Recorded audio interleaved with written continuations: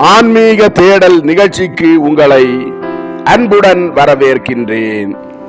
மீட்பரின் காவியம் பாகம் 209 யூதர்கள் இயேசுவை ஏற்க மறுத்தல் பாகம் 2 நிகழ்ச்சி பற்றி பார்க்கலாம். யோவான் நற்செய்தி அதிகாரம் 10 இறை வார்த்தைகள் 25 முதல் 29 வரை. நிகழ்ச்சிக்கு போகலாம். அந்த யூதன் இயேசுவை பார்த்து, நீர் எங்களை கேவலப்படுத்துகிறீர் போதகரே. நீர் ஒரு போதகராயிருந்து நாங்கள் அறியாமையில் இருக்கிறோம் என்றால் நீர் ஏன் எங்களுக்கு கற்பிக்க விருப்பம் இல்லாமல் இருக்கிறீர் என்று கேட்டான். இயேசு அவனை பார்த்து, அதை நான் 3 வருடங்களாக செய்து கொண்டிருக்கிறேன். நீங்கள் ஒளியை மறுதலிப்பதால் அதிகமாக இருளில் இருக்கிறீர்கள் என்றார். அந்த யூதன் இயேசுவை பார்த்து, உண்மைதான், இது உண்மையாக இருக்கலாம். ஆனால் கடந்த காலத்தில் நடந்தது எதிர்காலத்தில் நடக்காதிருக்கட்டும். ஆயக்காரர்கள் மீதும் விபசாரிகள் மீதும் தயவிரக்கம் கொள்கிறவரும் பாவிகளை மன்னிக்கிறவருமாகிய நீர், நாங்கள் பிடிவாதம் உள்ள மக்களும் நீர் யார் என்று புரிந்து கொள்வது கடினம் என்று உணர்கிறவர்களுமாக இருக்கிறோம் என்ற ஒரே காரணத்திற்காக எங்கள் பேரில் இரக்கமற்றவராக இருக்க போகிறீரா என்று கேட்டான். இயேசு அவனை பார்த்து, இதை புரிந்து கொள்வது கடினம் என்று உணர்கிறீர்கள் என்பதற்காக அல்ல. பிரச்சனை என்னவென்றால் நீங்கள் புரிந்து கொள்ள விரும்பவில்லை என்பதுதான். மந்த புத்தி உள்ளவர்களாக இருப்பது ஒரு பாவம் அல்ல. அனைத்திலும் அதிக மந்தமான அறிவும் கூட நல்ல சித்தத்தால் நிரம்பி இருக்குமானால் அதையும் ஒளிர்விக்க வல்லவராக இருக்கும் அளவுக்கு கடவுள் அளவில்லாத ஒளியை கொண்டிருக்கிறார். அந்த சித்தம்தான் உங்களிடம் இல்லை. அதைவிட நீங்கள் மிக எதிரிடையான சித்தத்தை கொண்டிருக்கிறீர்கள். அதனால்தான் நான் யார் என்று நீங்கள் புரிந்து கொள்வதில்லை என்றார். அந்த யூதன் இயேசுவை பார்த்து, அது நீர் சொல்வது போல் இருக்கலாம். நாங்கள் எவ்வளவு தாழ்ச்சி உள்ளவர்கள் என்பதை உம்மால் காண முடிகிறது. ஆனாலும் கடவுளின் நாமத்தினால் நாங்கள் உம்மிடம் கெஞ்சி கேட்கிறோம். எங்கள் கேள்விகளுக்கு பதில் கூறும். இனியும் சந்தேகத்தில் நாங்கள் தொடர்ந்து இருக்க விடாதேயும். எவ்வளவு காலம் எங்கள் மனங்கள் உறுதி அற்றவையாக இருக்க வேண்டும்? நீர் கிறிஸ்துவானால் வெளிப்படையாக எங்களுக்கு சொல்லிவிடும் என்றான். இயேசு அவனை பார்த்து, நான் உங்களுக்கு சொல்லிவிட்டேன். உங்கள் வீடுகளிலும் உங்கள் சதுக்கங்களிலும் தெருக்களிலும் கிராமங்களிலும் மலைகளின் மீதும் ஆற்றோரங்களிலும் கடலுக்கும் பாறை நிலங்களுக்கு முன்பாகவும் கோவிலிலும் உங்கள் ஜெப கூடங்களிலும் உங்கள் சந்தைகளிலும் நான் உங்களுக்கு சொன்னேன். நீங்களோ என்னை விசுவசிக்கவில்லை. இஸ்ராயேலில் என் குரல் கேட்கப்படாத எந்த இடமும் இல்லை. பல காலமாக அவதூறான முறையில் இஸ்ராயேல் என்னும் பெயரை தாங்கி இருந்தாலும் கோவிலில் இருந்து பிரிந்திருக்கிற இடங்களும் நம்முடைய இந்த நாட்டிற்கு பெயரை தந்தவையும், ஆனால் ஆளுகிறவர்கள் என்ற நிலையில் இருந்து பிரஜைகள் என்ற நிலைக்கு தாழ்ந்தவையும், சத்தியத்திடம் வரும்படி தங்கள் தப்பறைகளை முழுவதுமாக ஒருபோதும் விட்டு விடாதவையுமான இடங்களும், பாவ நிலம் என்று ராபிகளால் தடை செய்யப்பட்டுள்ள சீரோ பீனிசியாவும் கூட என் குரலை கேட்டுள்ளன. நான் யார் என்றும் அறிந்துள்ளன. நான் உங்களுக்கு சொல்லிவிட்டேன். நீங்கள் தான் என் வார்த்தைகளை விசுவசிக்கிறதில்லை. நான் செயல்பட்டேன், நீங்களோ நல்லுணர்வோடு என் செயல்பாட்டின் மீது கவனம் செலுத்தவில்லை.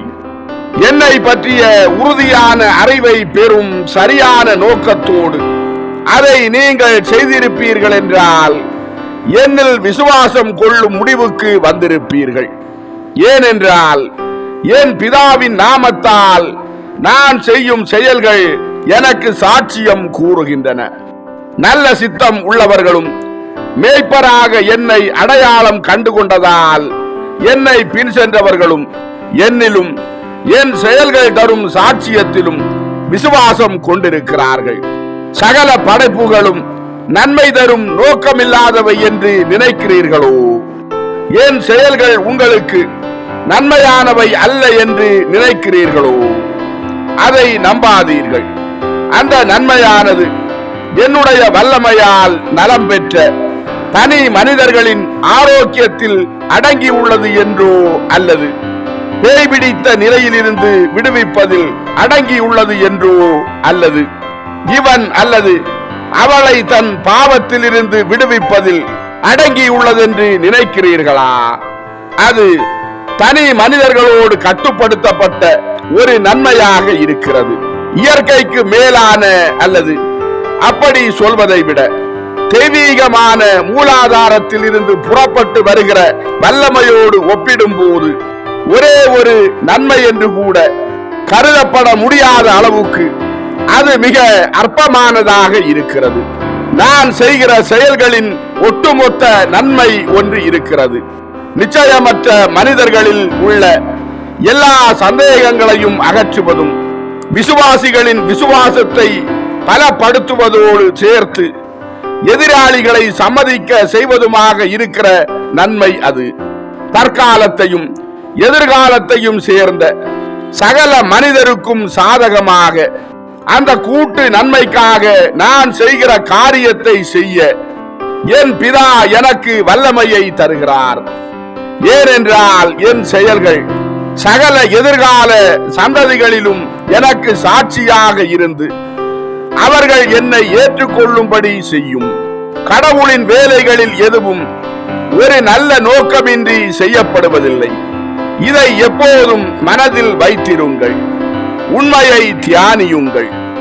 இயேசு ஒரு கணம் பேச்சை நிறுத்தி தன் தலையை குனிந்தபடி நின்று கொண்டிருந்த ஒரு பரிசேயனை உற்று பார்த்து, அதோ அங்கே ஆழ்ந்த சிந்தனையில் இருப்பவனே, சாத்தானும் கூட நல்ல நோக்கங்களை கொண்டிருப்பானா என்று நீ வியந்து கொண்டிருக்கிறாய். என்னை எதிர்த்து நின்று என் வார்த்தைகளில் தவறுகள் கண்டுபிடிப்பதற்காக ஒரு முட்டாளாக இராதே.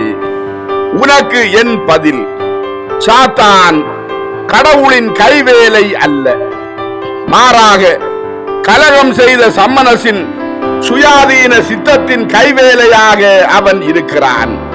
கடவுள் அவனை தமது மகிமையுள்ள ஓர் அமைச்சனாக ஏற்படுத்தினார். இவ்வாறு ஒரு நல்ல நோக்கத்திற்காக அவர் அவனை படைத்தார். இப்போது உன் சொந்த சுயத்தன்மையிடம் பேசி, அப்படியானால் கடவுள் ஓர் எதிர்கால கலகக்காரனுக்கு மகிமையை கொடுத்து கீழ்ப்படிதலற்ற ஒரு இறை தூதனிடம் தம்முடைய சித்தத்தை ஒப்படைத்ததால் அவர் மூடத்தனம் உள்ளவர் என்று நீ சொல்கிறாய். நான் உனக்கு பதில் சொல்கிறேன். கடவுள் மூடத்தனம் உள்ளவர் அல்ல, மாறாக அவர் தம் சிந்தனைகளிலும் செயல்களிலும் உத்தமமானவர். அவரே அனைவரிலும் அதிக உத்தமம் உள்ளவராக இருக்கிறார். படைப்புகள் குறைபாடு உள்ளவர்கள், மிக உத்தமமாய் ஆனவர்கள் என்று கருதப்படுகிறவர்களும் கூட கடவுளோடு ஒப்பிடும்போது அவர்களிடம் தாழ்ந்த நிலையில் ஒரு புள்ளி எப்போதும் இருக்கிறது. ஆனால் அவர்களை நேசிக்கிற கடவுள் படைப்பானது தன்னுடைய சுயாதீன சித்தத்தை கொண்டு புண்ணியத்தில் உத்தமம் ஆக்கப்பட வேண்டும் என்பதற்காகவும் அதன் மூலமாக அது பிதாவாகிய கடவுளுக்கு அதிகம் ஒப்பானதாக ஆக வேண்டும் என்பதற்காகவும் அதற்கு சுயாதீன சித்தத்தை வழங்கி இருக்கிறார். மேலும் பரிகசிக்கிறவனும் என் வார்த்தைகளில் பாவத்தை தேடுகிற தந்திரம் உள்ளவனுமான மனிதா, நான் உனக்கு இதையும் சொல்கிறேன். தன்னிச்சையாக உண்டான தீமையில் இருந்தும் கூட ஒரு நல்ல நோக்கத்தை கடவுள் எடுத்துக் கொள்கிறார். அது என்னவெனில், மனிதர்கள் தங்களுக்கு தகுதியுள்ள ஒரு மகிமையை சொந்தமாக கொண்டிருக்கும்படி செய்வது. தீமையின் மீது கொள்ளப்படும் வெற்றிகள் தெரிந்து எடுக்கப்பட்டவர்களின் மகுடங்களாக இருக்கின்றன. நல்ல சித்தத்தால் நிறைந்துள்ள மக்களுக்காக நல்ல விளைவுகளை உண்டாக்க தீமையால் முடியவில்லை என்றால் கடவுள் அதை அளித்திருப்பார். ஏனென்றால் படைப்பில் உள்ள எதுவுமே ஏவுதல்கள் அல்லது நல்ல விளைவுகளில் இருந்து முற்றிலுமாக விடுபட்டிருக்க கூடாது. நீ எனக்கு பதில் சொல்ல மாட்டாயா? நான் உன் இருதயத்தை வாசித்து விட்டேன். உன்னுடைய திருகி போன சிந்தனையில் நியாயமற்ற யூக முடிவுகளை நான் தோற்கடித்து விட்டேன் என்பதை ஒத்துக்கொள்ள வேண்டியிருப்பது உனக்கு கடினமாக இருக்கிறதா? நான் உன்னை கட்டாயப்படுத்த மாட்டேன். இவ்வளவு அதிகமான மக்களின் முன்னிலையில் உன் சொந்த அகங்காரத்திற்கே உன்னை விட்டு விடுகிறேன். வெற்றி பெற்றவன் என்று நான் உன்னால் அறிவிக்கப்பட வேண்டும் என்று உரிமை கொண்டாட மாட்டேன். ஆனால் உன்னை போன்றவர்களாகிய இந்த மனிதர்களோடும் உன்னை அனுப்பியவர்களோடும் நீ தனியாக இருக்கும் போது நாசரேத்தூர் இயேசு உன் மனதின் சிந்தனைகளை வாசித்தார். தம்முடைய சத்தியத்தின் வார்த்தையாகிய ஒரே ஆயுதத்தை கொண்டு உன் எதிர்ப்புகளை உன் தொண்டையிலேயே வைத்து நிறைத்து விட்டார் என்று ஒத்துக்கொள். ஆனால் நாம் இந்த தனிப்பட்ட தலையீட்டில் இருந்து நாம் விலகி நான் பேசுவதை கேட்டுக்கொண்டிருக்கிற மக்களிடம் திரும்பி வருவோம். என் வார்த்தைகளை கேட்ட பிறகு இவ்வளவு அதிகம் பேரில் ஒரே ஒரு மனிதன் மாத்திரமாவது ஒளியை நோக்கி தன் ஆத்துமத்தை திருப்புவான் என்றால் கற்களிடம், அதைவிட விரியன்களால் நிறைந்திருக்கிற கல்லறைகளிடம் பேசும் என்னுடைய கடும் சோர்வு ஈடு செய்யப்படும். என்னை நேசிக்கிறவர்கள் என் வார்த்தைகள் மற்றும் செயல்களின் காரணமாக என்னை மேய்ப்பனாக அடையாளம் கண்டுகொண்டார்கள் என்று நான் சொல்லிக் கொண்டிருந்தேன். ஆனால் நீங்கள் விசுவசிக்கவில்லை. உங்களால் விசுவசிக்க முடியாது. ஏனென்றால் நீங்கள் என் ஆடுகள் அல்ல. யார் நீங்கள்? நான் உங்களிடம் கேட்கிறேன். உங்கள் இருதயங்களின் ஆழத்தில் உங்களையே நீங்கள் கேட்டுக் கொள்ளுங்கள். மூடர்களாக இராதீர்கள். நீங்கள் எப்படி இருக்கிறீர்கள் என்று நீங்களே அறிந்து கொள்ள முடியும். தங்களை படைத்தவரின் திருமகனை தொடர்ந்து நோக செய்வதில் மகிழ்ச்சி இல்லாதிருக்கிற உங்கள் ஆத்துமங்களின் குரல்களை கவனிப்பதே போதுமானது. நீங்கள் எப்படி இருக்கிறீர்கள் என்று நீங்கள் அறிந்தாலும் கூட அதை ஒப்புக்கொள்ள மாட்டீர்கள். உங்களிடம் தாழ்ச்சியும் இல்லை, நேர்மையும் இல்லை. ஆனால் நீங்கள் யாராய் இருக்கிறீர்கள் என்று நான் உங்களுக்கு சொல்கிறேன். நீங்கள் ஒரு பகுதி ஓநாய்களும் ஒரு பகுதி காட்டு வெள்ளாடுகளுமாக இருக்கிறீர்கள். ஆனால் ஆட்டுத்தோலை போர்த்தி கொண்டு ஆட்டுக்குட்டிகள் போல நீங்கள் நடித்தாலும் கூட உங்களில் எவனும் உண்மையான ஆட்டுக்குட்டிகளாக இல்லை. செம்மறிகளின் மேன்மையான வெண்ணிற கம்பளி தோலின் கீழ் நீங்கள் எல்லாவிதமான கொடிய நிறங்களையும் வெள்ளாட்டு கடாக்கள் மற்றும் காட்டு மிருகங்களின் கூரிய கொம்புகளையும் குத்தி கிழிக்கும் பற்களையும் நகங்களையும் கொண்டிருக்கிறீர்கள். அப்படியே இருக்கவும் விரும்புகிறீர்கள். ஏனென்றால் அப்படி இருப்பதில் இன்பம் காண்கிறீர்கள். கொடூர தன்மை, கலகம் ஆகியவற்றை பற்றி நீங்கள் கனவு காண்கிறீர்கள். அதனால்தான் நீங்கள் என்னை நேசிக்கவோ என்னை பின் செல்லவோ என்னை புரிந்து கொள்ளவோ முடியாதவர்களாய் இருக்கிறீர்கள். நீங்கள் மந்தைக்குள் வருகிறீர்கள் என்றால் தீங்கு செய்வதற்காகவும் துயரம் விளைவிப்பதற்காகவும் ஒழுங்கீனத்தை உண்டாக்குவதற்காகவுமே அப்படி வருகிறீர்கள். என் ஆடுகள் உங்களை கண்டு பயப்படுகின்றன. அவர்கள் உங்களை போல் இருந்திருப்பார்கள் என்றால் உங்களை வெறுத்திருப்பார்கள். ஆனால் அவர்கள் வெறுக்க இயலாதவர்களாக இருக்கிறார்கள். அவர்கள் சமாதானத்தின் அரசரும் அன்பின் எஜமானரும் இரக்கமுள்ள மேய்ப்பெருமானவரின் செம்மறி புருவைகளாக இருக்கிறார்கள். அவர்களால் வெறுக்க முடியாது. நான் உங்களை ஒருபோதும் வெறுக்காதது போலவே அவர்களும் உங்களை வெறுக்க மாட்டார்கள். வெறுப்பு என்பது தான் உடலாக இருப்பது மட்டுமின்றி ஒரு ஆத்துமமாகவும் இருப்பதை மறந்து வாழ்கிற மிருக மனிதனின் கட்டுப்படுத்தப்படாத சுய தன்மையோடு கூடிய மும்மடங்கு இச்சையின் தீய கனியாக இருப்பதால் அதை நான் உங்களுக்கே விட்டுவிடுகிறேன். என்னுடையதை, அதாவது நேசத்தை நான் வைத்துக் கொள்கிறேன். அதை என் ஆட்டுக்குட்டிகளுக்கு நான் தருகிறேன். உங்களை நல்லவர்களாக்கும்படி உங்கள் முன்பாகவும் அதை வைக்கிறேன். நீங்கள் நல்லவர்கள் ஆகியிருந்தால் என்னை புரிந்து கொண்டிருப்பீர்கள். ஏற்கனவே என் மந்தையில் இருக்கிற மற்றவர்களைப் போல நீங்களும் அதற்கு சொந்தமானவர்களாக இருந்திருப்பீர்கள். நாம் ஒருவரை ஒருவர் நேசித்திருப்போம். நானும் என் ஆடுகளும் ஒருவரை ஒருவர் நேசிக்கிறோம். அவை நான் சொல்வதை கேட்கின்றன. என் குரலை அடையாளம் கண்டுகொள்கின்றன. என் குரலை அடையாளம் கண்டுகொள்வது என்பதன் உண்மையான அர்த்தம் என்ன என்பதை நீங்கள் புரிந்து கொள்வதில்லை.